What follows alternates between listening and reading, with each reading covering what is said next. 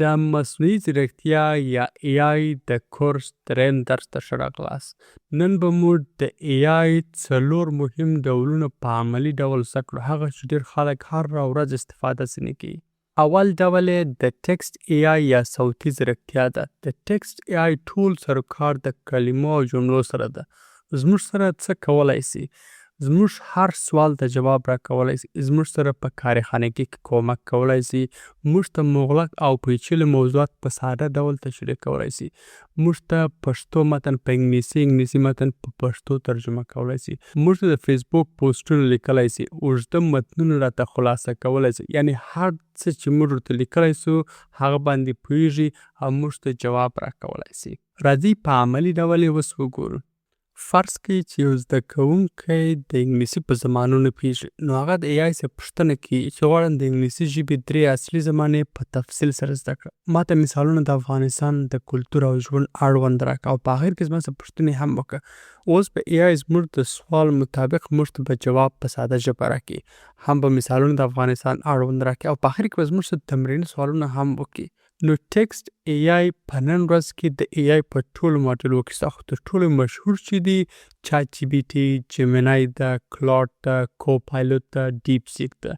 نو تاسو چې هر یو کار کوي نو تاسو کولی شئ د هغه څخه استفاده وکړئ. دوهم ډول یې انځوریز ځیرکتیا یا ایمیج AI ده. په دې کې ټول سروکار چې د عکسو سره ده. موږ ته یو عکس د متن سره راته جوړولی سي، زموږ عکس کې ایډیټ یا تغییرات راوستلی سي، زموږ د عکس کیفیت رالوړولی سي، په عکس کې یو ساحه لرې کولی سي، د لوګو لپاره، بانرز لپاره موږ ته ډیزاین را جوړولی سي، د فیسبوک یا یوټیوب تمبنیل لپاره موږ ته خوندور ډیزاینونه را جوړولی سي. راځئ عملي یې وګورو. زه د عکس جوړولو لپاره د چات GPT او جیمینای څخه استفاده کوم. دواړو ته یوه راهنمایي ورکوم چې دواړه به ماته یو عکس را جوړ کړي. دې ته ورته په 10,000 نور ویبسایټونه هم شته چې تاسو ته په وړیا ډول عکسونه جوړوي. ما بله ویډیو ډکه کړې چې لینک به په کمنټ کې کښېږدم چې تر 10 زیات ویبپاڼې مې درته معرفي کړي چې تاسو کولی شئ په وړیا ډول ځان ته عکسونه جوړ کړئ. دریم ډول چې ده د وایس AI یا صوتي ځیرکتیا ده. په دې ډول کې AI زموږ په خبرو پوهیږي، زموږ خبرې درک کوي او موږ ته جواب راکوي. وایس AI کم کارونه کولی سي، زموږ په خبرو پوهیدلی سي، زموږ سره په ترجماني کې خورا زیات همکاري کولی سي. که خبرې ورسره وکړو پښتو انګلیسي ته انګلیسي پښتو ته ترجمه کولی سي، زموږ پرونانسیشن راته صحیح کولی سي او یا د خبرو د لارې د موبایل کنټرولول. دې ته ورته خورا ډېر نور کارونه دي چې موږ تاسې د وایس AI په مرسته کولی سو. راځئ په عملي ډول یې وګورو. د وایس AI لپاره به زه د چات GPT څخه استفاده وکړم. د مثال په ډول زه د چات GPT څخه دا سوال کوم: په افغانستان کې د چکر لپاره کم ښایسته ځایونه دي؟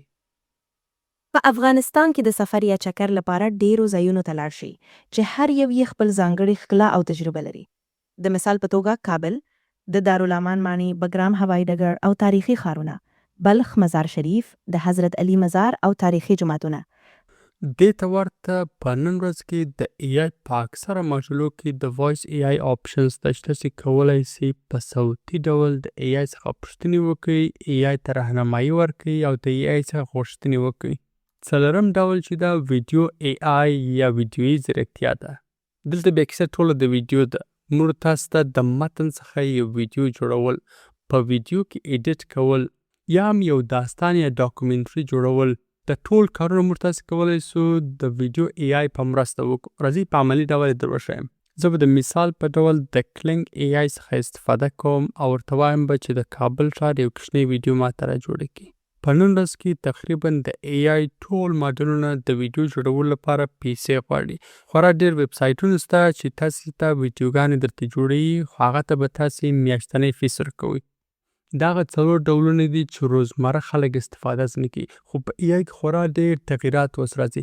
مثلا یو بل ډول چې اوس راغلی ایجنټک AI ورته ویل کېږي چې موږ ته زموږ په غیاب کارونه راته کوي.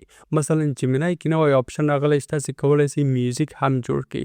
نو کیدای سي دې ته ورته نور ډېر AI ډولونه هم په راتلونکي څو کلو کې معرفي سي.